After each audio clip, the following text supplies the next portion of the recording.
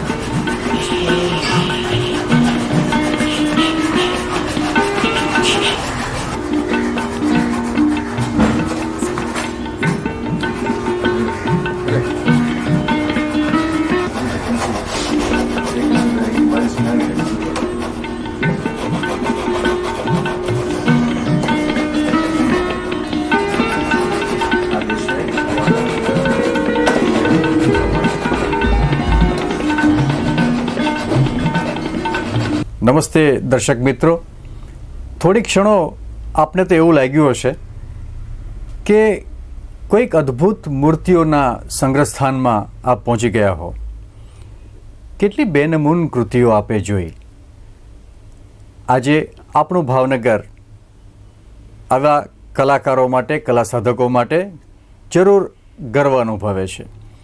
અને આજના આપણા મહેમાન છે આ શિલ્પના, આ ચિત્રોના રચયિતા, મૂર્ધન્ય કલાકાર શ્રી દેવરાજભાઈ સૂત્રધાર.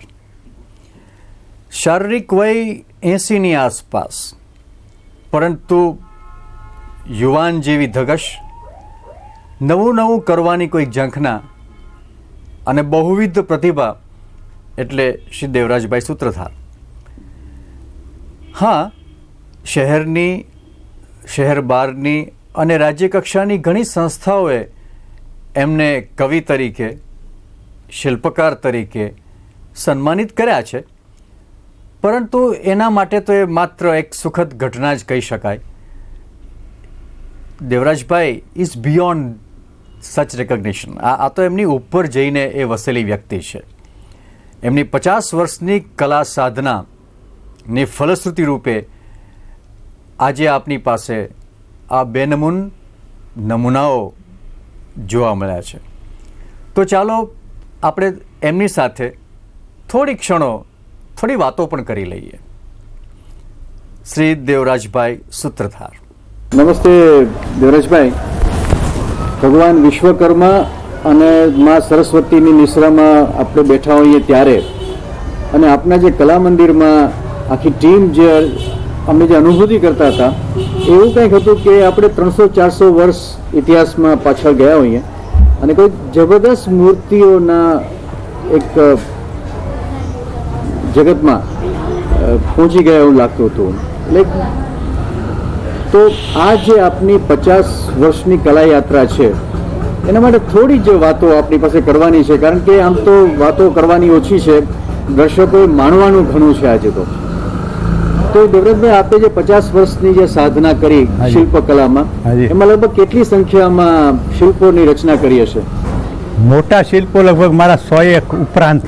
100 ઉપરાંત? હા, એટલે રાજકોટથી માંડીને મુંબઈ સુધી પથરાયેલા પડ્યા. મોટા એટલે આપણે મોટા, જેમ કે આ સરસ્વતી માતાજી છે, આ શિવજી છે, 7 થી 8 ફૂટ ઊંચા, 6 ફૂટ ઊંચા, 7.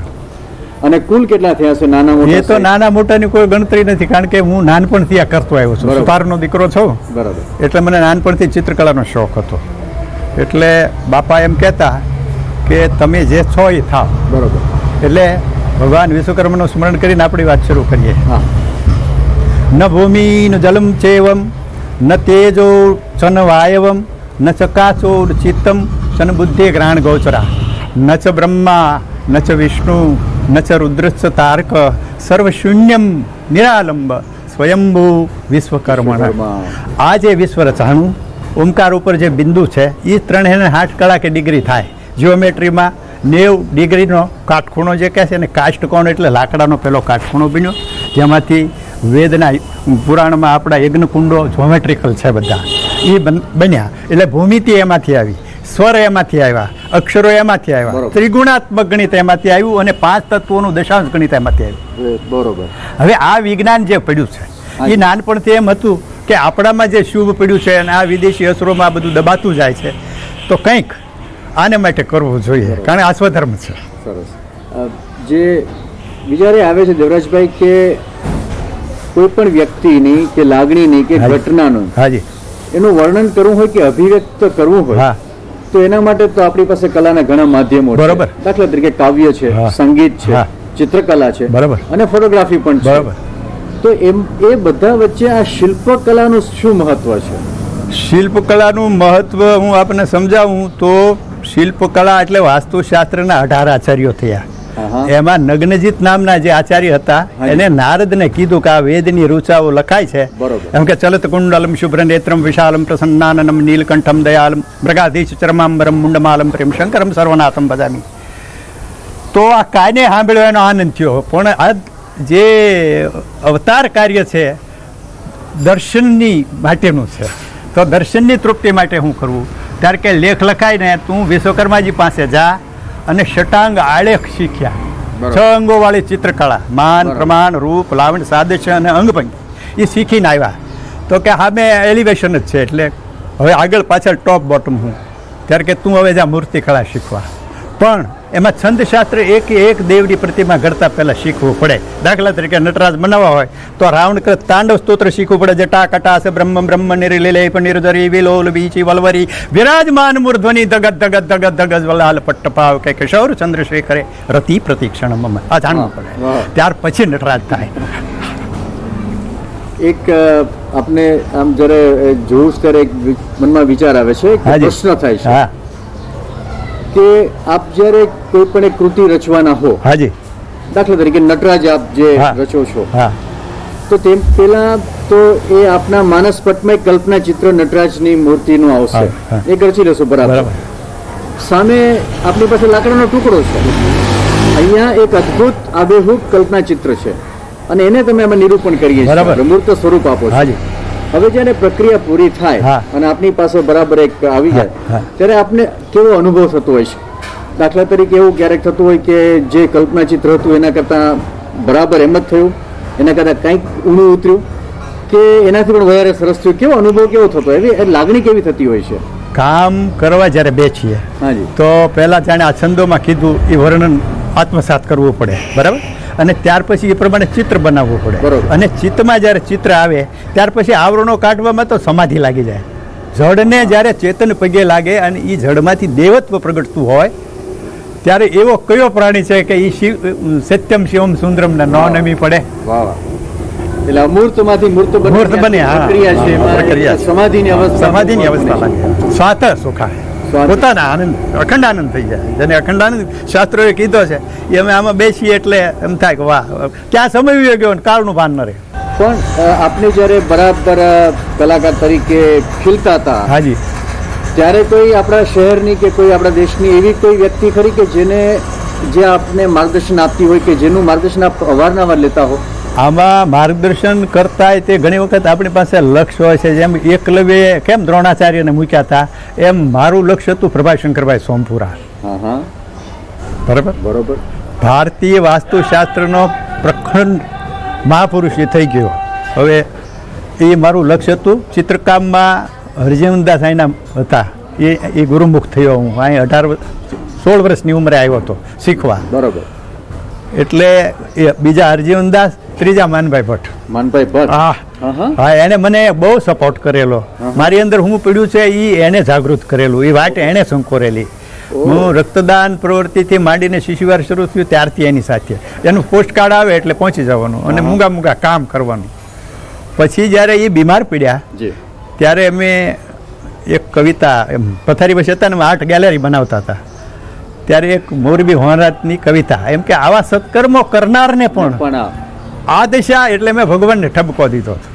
તમને ઠબકો શું દેવો ઠાકર લજાયું તમને નાવી રે, રોડા રાંક ગરીબને ભગત ભિખારી રે, આ બધા હુકામ માર્યા ગાયું ને નાને તેને. એ કાવ્ય સંભળાવ્યું ત્યારે તકસીજી બાપુને કે આ તો 32 લક્ષણો છે. ત્યારે મારે કહેવું પડ્યું બાપા મારામાં એવું ગુણ ઘણા હોય. આને બુદ્ધ સભામાં લઈ લ્યો, આ તો કવિ છે. એટલે ત્યારથી કવિતાઓમાં તો આ કવિતા તો પડી હતી. હું લોક સાહિત્યનો અભ્યાસી છું. બરોબર. એ તો એક લોકગીતો ચિત્ર્યા છે એ આપણા રત્નો જેવા ઝવેરચંદભાઈ જે લોકગીતો સંગ્રહ છે એમાંથી બેના મેં ચિત્રો બનાવી શીખ્યો છું. બરોબર. દેવરાજભાઈ, શિલ્પકલા લુપ્ત થતી જાય છે આપણે જાણીએ છીએ. તો આ કલાને સાચવવી તો એક વાત, પણ એનું સંવર્ધન કરવાનું જો જરૂરી બને છે તે તબક્કે આપણા શહેરના જે દર્શકો છે, કલા પ્રેમીઓ છે, યુવાનો ખાસ કરીને છે, એમને માટે આપનો કોઈ સંદેશો અને આપની કોઈ અપીલ જો આપ કરશો તો શો ટાઈમના દર્શકો ખૂબ ખૂબ રાજી થશે સાંભળીને. મારો સંદેશો એક જ છે કે માણસે સખત પરિશ્રમ અને પરિશ્રમમાંથી જે બને છે એને આપણે મૂર્તિઓ કીધી છે. મૂર્ત થવું સખત પરિશ્રમમાંથી પરસેવો પાડીને જે કરવું. આજે જે શિલ્પો બહાર મુકાય છે આપણા મહાનુભાવોને બધા, એ વિદેશી પદ્ધતિ પ્રમાણે મહેનત વગરના માટીનું બનાવી અને બ્રોન્ઝમાં ઢાળી લેવાતા હોય છે. પણ આમાં તો પથ્થરમાં કામ કરનારો વર્ગ છે આખો, સોમપુરા ભાઈઓ છે. અને કાષ્ઠ કલામાં તો અમારે હાવ નામું નખાઈ ગયું છે. એટલે હા, કાષ્ઠ કલા હાવ વિલુપ્ત થઈ ગઈ. બસ વિદેશી ફર્નિચરની જ અનુકૃતિ કરે, એ સિવાય કાંઈ આ સાધના નહીતર લાકડાનું 12 શાક બનતું, એમાં ઉપર ગણપતિ કોરાય, મારે ટોડલે બેઠો રે, કળાયેલ કાં બોલે, ઉગમણા બારના ઓરડા દેજે, તલક ગોખાળા, એ સરખી સાહેલીનો સાથ દેજે, વાતુના હિલોળા. આ બધું ભૌતિક વિજ્ઞાનમાં માલપાથી માનવી વયો ગયો. પણ કોઈ તો સંસ્થાઓએ કે યુનિવર્સિટીએ, કોલેજીસમાં આ કેવી રીતે એને કરવું જોઈએ કે એના વિશે આપ કોઈ સૂચન આપો છો? તો જે કારીગર વર્ગના છોકરાઓ છે, જ્ઞાત એટલે જાણકારોનો સમૂહની જ્ઞાતિ બની. જ્ઞાત એટલે જાણવું. બરોબર. અજ્ઞાત અને જ્ઞાત એને યુનિવર્સિટી દ્વારા પ્રોત્સાહન, ઇન્ડસ્ટ્રીઝો દ્વારા પ્રોત્સાહન સરકાર દ્વારા આપવું જોઈએ. કે દાખલા તરીકે સોમપુરાના છોકરા છે એ પથ્થર ઘડવામાં નિષ્ણાંતો હોય છે, બરાબર. અમારા કારીગરના છોકરાઓ છે, આ છોકરો આવ્યો છે, એ બધાને રસ હોય. મારી પાસે 7-8-10 છોકરાઓ શીખી ગયા છે, પણ એને શાસ્ત્રોનો અભ્યાસ ને વાંચન ન હોય એટલે એ શાસ્ત્રોક્ત રીતે ન ઘડી શકે. એને પહેલા અથવા થિયરી અથવા શાસ્ત્રીય રીતે શિક્ષણ આપવું જોઈએ. દર્શક મિત્રો, આમ તો દેવરાજભાઈ ની જે મૂર્તિ અને શિલ્પ કલા છે એ નિરખ્યા કરીએ એમ જ લાગે. એની સાથે વાતો કરવી એ તો એક પ્રતીક જેવું લાગે, પણ મનોમન બસ માણ્યા જ કરીએ. મને લાગે છે આપને પણ આજ અનુભૂતિ થતી હશે, આપને ખૂબ મજા આવી હશે. કેવી અનોખી વ્યક્તિઓ આ શહેરના ઘરેણા રૂપ આપણી પાસે સચવાયેલ છે. હા, તો જે દર્શક મિત્રોને દેવરાજભાઈની સાથે વધારે વાતો કરવી હોય, એમની મૂર્તિઓની, શિલ્પકલાની, ચિત્રકલાની અને હું તો કહું છું કે લોકગીતોની પણ જો લાણ લેવી હોય તો આપ જરૂર એમને ઘેરે મળી શકશો. અને આપને વિનંતી કે એમનું સરનામું નોંધી લેશો. નિર્મળ નગરમાં ગોંડલિયા વાડી, અને ગોંડલિયા વાડી પાસે શેરી નંબર 10 અને એ એમનું રહેઠાણ છે. જો કે એક આપને કહું કે નિર્મળનગર પાસે આપ કોઈને પૂછશો કે દેવરાજભાઈ મૂર્તિવાળા એટલે નાનો છોકરો, લારી, બધા જ આપને એ ઘર બતાવી આપશે. તો દર્શક મિત્રો જરૂર એનો લાભ લેશો. આપના સૂચનો મળતા રહે છે. આ કાર્યક્રમ માટે પણ, દેવરાજભાઈની મુલાકાત માટે પણ આપના સૂચનો આવકાર્ય છે. પરંતુ એક યાદ રાખીએ, ફરીથી આવતા અઠવાડિયે આવી જ કોઈક અનોખી વ્યક્તિને, આવી જ કોઈક સાધના કરનાર વ્યક્તિને આપણે મળશું શો ટાઈમમાં આપણું ભાવનગર કાર્યક્રમમાં. નમસ્કાર.